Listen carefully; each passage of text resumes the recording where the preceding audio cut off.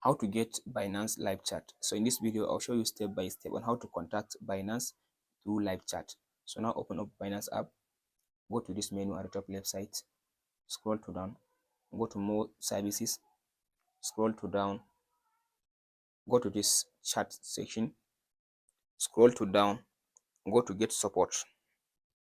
In this option now, tap on this option and type in P2P like this.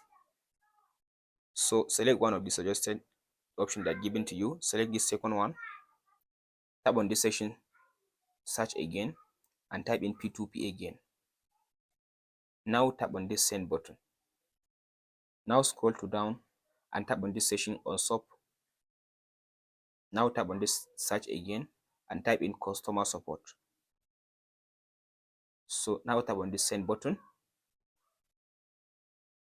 So from this option now if I tap on this OK button, just tap on this OK button. If you tap on this OK button, you can be able now to chat with Binance customer support live chat. Just tap on this OK button to chat live chat with Binance customer support.